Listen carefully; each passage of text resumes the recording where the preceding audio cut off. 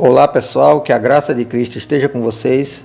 Em mais esse vídeo nessa série sobre a história da igreja, você vai conhecer comigo a história dele, um dos maiores e grandes pregadores, considerado o príncipe dos pregadores. Eu estou falando dele, Charles Spurgeon. Com certeza você já deve ter ouvido falar dele de alguma forma. E se você não conhece a história dele, você vai conhecer um pouco comigo dessa história desse grande pregador inglês, Charles Spurgeon, pregador de multidões. Então, eu espero que você goste desse vídeo. Deixa o like no vídeo, deixa a inscrição no canal se você não é inscrito, compartilhe esse vídeo para alcançar mais pessoas e bora para mais esse vídeo.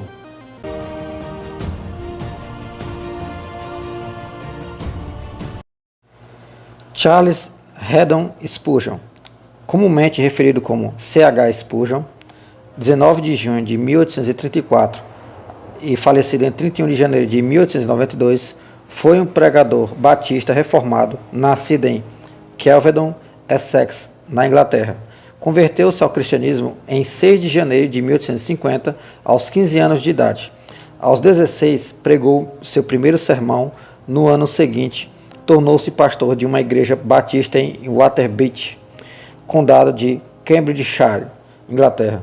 Em 1854, Spurgeon, então com 20 anos, foi chamado para ser pastor na capela de New Park Street, Londres, que mais tarde viria a chamar-se Tabernáculo Metropolitano, transferindo-se para o novo prédio. Desde o início do ministério, seu talento para a exposição dos textos bíblicos foi considerado extraordinário, e sua excelência na pregação nas escrituras bíblicas lhe deram o título de O Príncipe dos Pregadores e o Último dos Puritanos. A família de Spurgeon, escapando da perseguição contra os protestantes incentivada por Filipe II, fugiram dos Países Baixos para a Inglaterra por volta de 1570, estabelecendo na região de East Anglia. No século XVII, os Spurgeons sofreram dura perseguição incitada por Carlos II contra os não conformistas, dissidentes da Igreja Anglicana que não aceitaram o ato de uniformidade de 1662. Anos mais tarde, os Spurgeons estabeleceram em Eastonbourne, uma pequena vila na região de Essex. James Spurgeon, que seria avô de Charles Haddon, assumiu em 1804 o pastoreado da Igreja Independente Congregacionalista de Eastonbourne. Charles Haddon Spurgeon nasceu em 19 de junho de 1834 como primogênito de 16 irmãos, filho de John Spurgeon e sua esposa Eliza Jarvis, no vilarejo Kelvedon, e foi batizado em 3 de agosto desse ano por seu avô James Spurgeon. Recebeu o nome Charles de um tio de sua mãe, Haddon, devido a um antigo amigo da família de Spurgeon, que os ajudou em hora de necessidade. Em agosto de 1835, seus pais mudaram para a cidade de Colchester e entregaram o pequeno Charles aos cuidados de seu avô, com quem viveu até os 5 anos. Durante esse tempo, leu muitos livros, entre eles The Pilgrim's Progress, em português O Peregrino, o maior clássico de John Bunyan, obra que marcaria o resto de sua vida. Também leu da grande biblioteca de seu avô muitas obras de puritanos, como Richard Baxter e John Owen. Aos 6 anos, voltou a morar com os pais, já devidamente instalados em Colchester. Aos 10 anos, um pastor chamado Richard Kenyon impressionou muito ao jovem Charles ao declarar que esse menino pregaria o evangelho a grandes multidões. Esse fato marcou profundamente a mente da jovem criança. Spurgeon cursou seus estudos em Colchester em 1848, indo depois a Newmarket para estudar numa escola localizada na área de Cambridgeshire. A conversão dele. De 1848 a 1850, Charles Spurgeon teve um período de muitas dúvidas e amarguras. Esteve sob grande convicção de pecado. Ficou convicto que não era um cristão de fato, mesmo sendo criado em todo o ambiente religioso de sua família e região, e sob forte influência puritana e não conformista. Em janeiro de 1850, tendo como objetivo ir a uma reunião matutina em uma igreja congregacional em Colchester para buscar paz em sua perturbada alma, se deteve numa capela de metodistas primitivos, em Ashley Street, mas em consequência da forte nevasca que por vontade própria. Nessa capela, o jovem juntou-se à pequena congregação quando, sem pregador para ministrar a palavra, um simples membro da igreja subiu ao púlpito, mesmo sem grande habilidade de orador, e repetiu nervosa e constantemente o texto de Isaías 45, verso 22, a parte A. Olhai para mim e sereis salvos, vós todos os termos da terra. Depois de certo tempo, apelou aos presentes que olhassem para Jesus Cristo. Spurgeon olhou para Jesus com fé e arrependimento, tendo ele como seu salvador e substituto, e foi salvo. Os primeiros anos dele. Após a conversão, Spurgeon voltou das férias em Colchester para Newmarket. Foi batizada pelo pastor batista da igreja de Isleham, W. Kentrell, no rio Lark, em 3 de maio de 1850, e foi aceito na congregação batista de Newmarket. Depois, Spurgeon começou a distribuir folhetos nas ruas e a ensinar a Bíblia na escola dominical para crianças. Em agosto, mudou-se para Cambridge. Trabalhou na escola dominical também. Nesse mesmo ano, pregou seu primeiro sermão em Teversham. Em outubro de 1851, foi convidado a pregar na igreja batista Waterbeach, ao norte de Cambridge. A congregação cresceu rapidamente. Em janeiro de 1852, Spurgeon aceitou o pastoreado efetivo dessa capela. A fama de Spurgeon logo cresceu na região, como um potente pregador. Spurgeon pensou em cursar um seminário em 1852, mas desistiu da ideia. Em novembro de 1853, Spurgeon falou na União das Escolas Dominicais de Cambridge. George Gould, diácono em Essex, o ouviu e contou sobre o jovem pregador a Thomas Olney, diácono-chefe da capela de New Park Street, que o convidou a pregar nessa igreja em dezembro de 1853. Em 1854, os membros de New Park Street, sem pastor efetivo desde 1853, convidaram de novo o jovem a pregar. Nessa ocasião, convidaram-lhe para ser testado por 6 meses para assumir o pastoreado vago da igreja. Porém, em abril de 1854, só 2 meses depois, foi eleito pastor e confirmado no cargo, o qual preencheu efetivamente em 1891. Em New Park Street, localizada em uma área metropolitana, a Capela Batista da rua de New Park Street Chapel, em Southwark, outrora fora uma das maiores igrejas da Inglaterra. No entanto, naquele momento, o edifício com 1.200 lugares contava com uma plateia de 232 pessoas. No início, eu pregava somente a um punhado de ouvintes, contudo, não me esqueço da insistência das suas orações. Às vezes parecia que eles rogavam até verem a presença de Jesus ali para abençoá-los. Assim desceu a bênção. A casa começou a encher de ouvintes e foram salvas dezenas de almas, lembrou Spurgeon alguns anos depois. Spurgeon logo causou muita agitação em Londres. Alguns o criticavam pelo seu estilo de pregação, teatral demais para alguns, caipira e vulgar para outros. Spurgeon era posto em dúvida até mesmo por seus colegas batistas. Alguns chegaram a publicar em jornais sobre suas dúvidas da real conversão do jovem Spurgeon. Mesmo com toda a oposição, a antes vazia e reduzida congregação atraiu a atenção de tantos que, em certos períodos periódicos, chegou-se a citar que, desde os tempos de George Whitefield e John Wesley, Londres não era tão agitada por um reavivador. Fecha aspas. Diversas caricaturas foram publicadas, algumas o elogiando e outras debochando de sua pregação. Agora sobre a Igreja Tabernáculo Metropolitano. Nos anos que se seguiram, o templo, antes vazio, não suportava a audiência, que chegou a 10.000 pessoas, somada à assistência de todos os cultos da semana. O número de pessoas era tão grande que as ruas próximas à igreja se tornaram intransitáveis. Tentou-se ampliar a capela de New Park Street em 1858, mas logo viu-se a necessidade de um local ainda maior. Portanto, foi construído o grande tabernáculo metropolitano em Newington, com capacidade para 12.000 ouvintes, e aberto em 25 de março de 1861. Mesmo assim, de 3 em 3 meses, Spurgeon pedia às pessoas que tivessem assistido aos cultos naquele período que se ausentassem a fim de que outros pudessem estar no templo para conhecer a palavra. No começo de seu ministério, Spurgeon, um ardoroso calvinista desde o início da sua conversão, teve que se defender da acusação de ser mais pendente ao arminianismo do que os demais batistas particulares, porque naquele tempo a corrente calvinista era mais forte, mas a arminiana já vinha crescendo também.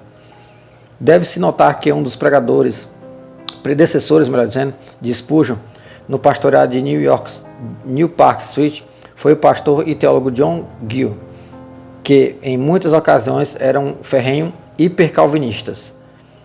Em diversas ocasiões, Spurgeon pregou sermões que provavam que seus acusadores estavam equivocados. Então ele tinha ficado constantemente deixando claro que ele não era arminiano, mas sim calvinista. Com o passar do tempo, Charles Haddon Spurgeon se tornou uma celebridade mundial. Recebia convites para pregar em outras cidades da Inglaterra, bem como em outros países como França, Escócia, Irlanda, País de Gales, Holanda e Estados Unidos. Foi convidado a pregar em Nova York, mas recusou o convite. Spurgeon pregava não só em reuniões ao ar livre, mas também nos maiores edifícios de 8 a 12 vezes por semana. Segundo uma de suas biografias, o maior auditório em que pregou continha exatamente 23.654 pessoas. Muita gente, hein? Este imenso público lotou o The Crystal Palace de Londres, no dia 7 de outubro de 1857, para ouvi-lo pregar por mais de 2 horas. Casou-se em 20 de setembro de 1856 com Susanna Thompson e teve 2 filhos, os gêmeos não idênticos Thomas e Charles. Faziam os cultos domésticos sempre, quer hospedados em um rancho nas serras, quer em um suntuoso quarto de hotel na cidade. E a bendita presença do Espírito Santo, que muitos crentes dizem ser impossível alcançar, era para nós a atmosfera natural. Vivíamos e respirávamos nele, relatou certa vez Susanna. Thomas Spurgeon chegou a pastorear o tabernáculo metropolitano 2 anos após a morte de seu pai. Agora vamos conhecer sobre os seus sermões. A importância de Charles Haddon Spurgeon como pregador só encontra parâmetros em seus trabalhos impressos. Spurgeon e seu amigo John Passmore, um editor e membro de New Park Street, começaram em 1855 a publicar semanalmente sermões impressos, vendidos a baixos preços. Pelos idos de 1850, era uma prática muito comum a publicação e distribuição de sermões escritos pelos maiores pastores não conformistas tanto na Inglaterra como nos Estados Unidos. Spurgeon publicou seu primeiro sermão em Cambridge, num sermonário avulso, e em 1855 surgiu a ocasião da publicação semanal. Os sermões pregados por Spurgeon domingo de manhã eram publicados na quinta-feira seguinte, os revisados pelo próprio Spurgeon, e os sermões pregados domingo à noite e quinta-feira à noite eram reservados para futura publicação. Isso e mais alguns sermões escritos por Spurgeon quando doente formaram um tal acervo que garantiu a publicação semanal até o ano da morte de Spurgeon. Até essa data, 2.241 publicados, e dos outros até 1917, totalizando 3.653 sermões publicados divididos em 63 volumes, maior que a Enciclopédia Britânica e até hoje considerada a maior quantidade de textos escritos por um único cristão em toda a história do cristianismo. Não é brincadeira, o Spurgeon era realmente um grande pregador. O sermão número 537, a regeneração batismal, pregado em 1864, foi o que mais vendeu individualmente quando Spurgeon era vivo. A demanda chegou a 300.000 impressões em uma semana. Em 1892, os sermões de Spurgeon já eram traduzidos para cerca de 9 línguas diferentes. Muitos sermões de Spurgeon eram enviados via telégrafo aos Estados Unidos e republicados lá. Depois de 1865, muitos deles foram censurados pelo fato de Spurgeon ser totalmente contra a escravidão dos negros africanos. Nessa época ocorreu a Guerra de Secessão, porque naquela época, pessoal, infelizmente, a escravidão era algo normal e tinha quem defendia essa prática ainda permanecer, né? Então, as forças que eram contras ainda estavam começando a brotar, a surgir, a ganhar força. E por isso que teve uma guerra civil nos Estados Unidos por causa disso também. Também escreveu e editou 135 livros durante 27 anos, 1857 a 1892, e editou uma revista mensal denominada A Espada e a Espátula. Seus vários comentários bíblicos ainda são muito lidos. O seu Tesouro de Davi, uma compilação de comentários sobre os Salmos, levou mais de 20 anos para sua conclusão. Colégio do Pastor e Obra Evangelista. Spurgeon, desde o início de seu pastoreado, começou a treinar alguns jovens que ele cria terem o chamado para a obra evangelística e pastoreado. Seu primeiro aluno foi Thomas Medhurst, em 1856. Com o tempo, muitos jovens começaram a requerer de Spurgeon instrução e ele, junto com o congregacionalista George Rogers, abriram em 1856 o Colégio do Pastor, e Rogers foi colocado como diretor. Nos primeiros anos, o colégio funcionou na casa de Rogers, e Spurgeon bancava com as despesas dos alunos, com o lucro da venda de seus livros e sermões. Depois de certo tempo e o aumento dos alunos, as aulas eram dadas na antiga e desocupada capela de New Park Street e posteriormente na parte inferior do tabernáculo metropolitano. Várias conferências foram realizadas nesse colégio. Depois da morte de Spurgeon, em sua homenagem, o colégio foi renomeado de Spurgeon College e existe até hoje, sendo uma instituição de preparação de pastores ao ministério. Em conexão com esse trabalho, surgiu uma associação de comportores responsáveis pela evangelização e distribuição de material evangelizador e teológico. Mais tarde, a esposa de Spurgeon, Susana, abriu um fundo para distribuição de literatura para pastores e um fundo de ajuda aos pastores pobres. Obras assistenciais. Quando Spurgeon chegou a Londres, a capela de New Park Street mantinha uma casa, desde a época do pastoreado de John Rippon, no século XVIII, destinada aos cuidados das viúvas, pobres e necessitados. Inclusive, é uma prática cristã desde a igreja primitiva e também relatada no Novo Testamento. Nessa localidade, elas viviam gratuitamente. Depois de 1861, foi construído um novo prédio e instalado perto do tabernáculo metropolitano. O orfanato Stockwell para meninos nasceu em 1866 de uma reunião de oração, quando Spurgeon sentiu o desejo de fazer mais da obra do Senhor aos necessitados. Uma volumosa oferta lhe chegou em mãos, e Spurgeon a recusou, até mesmo sugerindo que se doasse o dinheiro para o famoso irmão George Miller, conhecido por manter uma grande obra social em Bristol. Esse irmão George Miller, vocês precisam conhecer a história dele. Foi um grande cristão, um grande homem de Deus, que trabalhou muito nessa área de assistência social, principalmente com orfanatos. Porém, a ofertante insistiu que Spurgeon tocasse esse projeto. Assim teve para si que era resposta à oração feita anteriormente, e abriu o orfanato em Stockwell em 1876. Foi aberto outro orfanato, esse para meninas. Também depois de 1861, e com o grande aumento do tabernáculo, foi aberto um fundo de ajuda aos necessitados da igreja. Outros grupos de senhores tinham uma associação de benfeitoras, e uma sociedade para ajudar moças pobres grávidas foi inaugurada. Diversas outras obras de cunho assistencial foram abertas com o fim de ajudar os necessitados de Londres. Luta e oposição. Spurgeon enfrentou muita oposição no fim de seu ministério.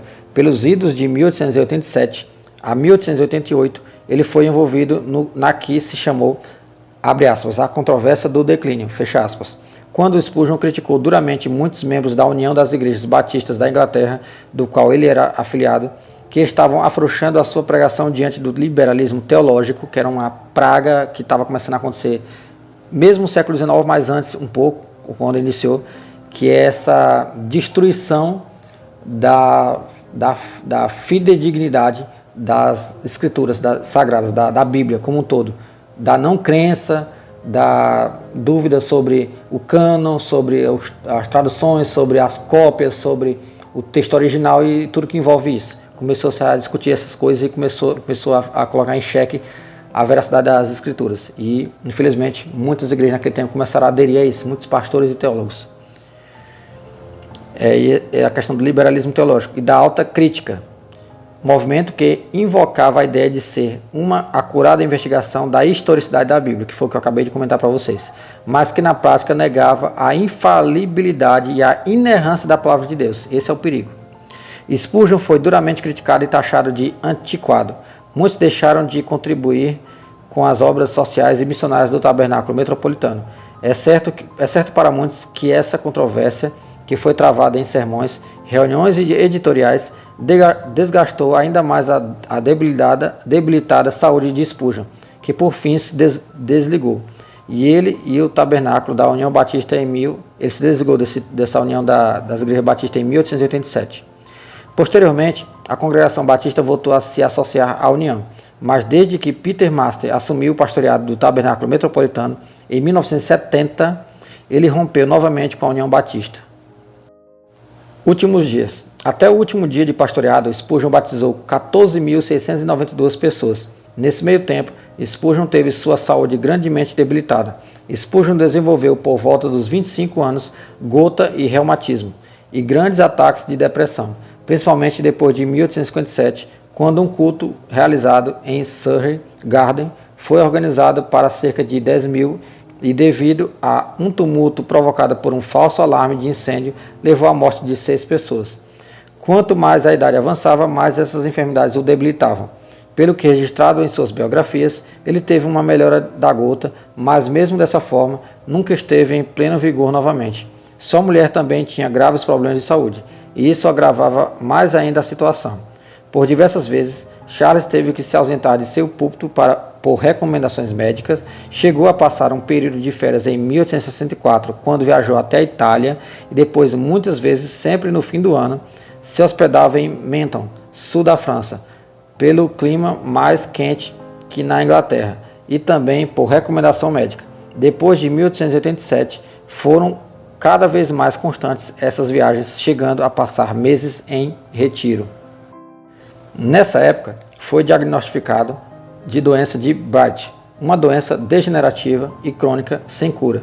Muitos sermões seus eram lidos e outros escritos e enviados ao tabernáculo para leitura, para suprir a falta do pastor. Em 1891, sua condição se agravou mais, forçando Spurgeon a convidar o pastor presbiteriano Arthur Pearson dos Estados Unidos para assumir temporariamente a função principal do tabernáculo, e Spurgeon ficou em Menton até 31 de janeiro de 1892, quando, depois de alguns dias de melhora de seu estado, houve uma grande deterioração de sua saúde, levando ao óbito nessa data, aos 57 anos. Morreu jovem, Spurgeon. O corpo de Spurgeon foi trasladado da França para a Inglaterra. Na ocasião de seu funeral, 11 de fevereiro de 1892, muitos cortejos e cultos foram organizados em Londres, e 6.000 pessoas leram diante do seu caixão o texto de sua conversão, Isaías 45, 22, parte A. Olhai para mim e sereis salvos, vós todos os termos da terra. Spurgeon está sepultado no cemitério de Norwood, com uma placa que diz: aqui jaz o corpo de Charles Haddon Spurgeon, esperando o aparecimento do seu Senhor e Salvador Jesus Cristo. Que homenagem, hein? Período pós-Spurgeon. Thomas Spurgeon, filho de Charles, que sucedeu seu pai no pastoreado do tabernáculo, em 1893, Arthur Pearson voltou aos Estados Unidos e o tabernáculo metropolitano foi pastoreado por seu filho, Thomas Spurgeon, que fora pastor na Austrália.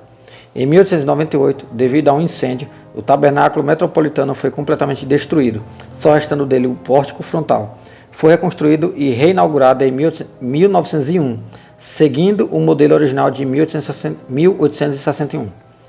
Em 1908, assumiu o pastoreado do tabernáculo Archibald G. Brown, que fora conhecido de Spurgeon, e também se retirara da União Batista em solidariedade a Spurgeon.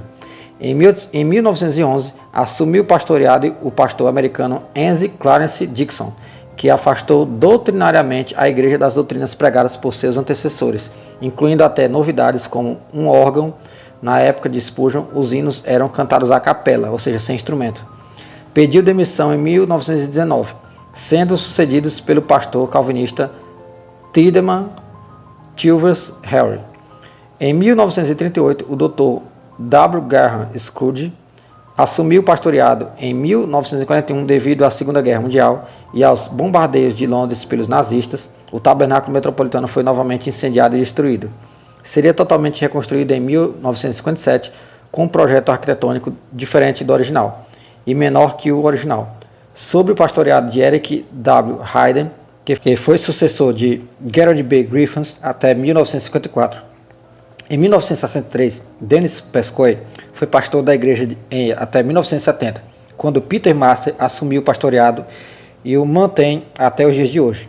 Ele resgatou muito do que foi ensinado por Spurgeon e recolocou em prática no serviço dominical, nas escolas dominicais e nas ações evangelísticas. Alguns trabalhos escritos mais conhecidos de Charles Haddon Spurgeon: New Park Street Pulpit Volumes and Metropolitan Tabernacle Pulpit Volumes, 63 volumes de sermões publicados por Spurgeon pela Alabaster e Prismore. Então você está vendo esse aqui, All Grace, editado em português sob o título Tudo pela Graça. Miracles and Parables of Our Lord, 3 volumes. Spurgeon's Morning and Evening, livros de leituras devocionais diárias. The Sword and the Trowel, revista mensal editada por Spurgeon. The Treasury of David, comentários em vários volumes sobre os Salmos.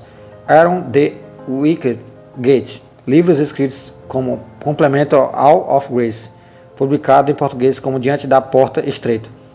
Till He Come, sermões sobre a ceia do Senhor.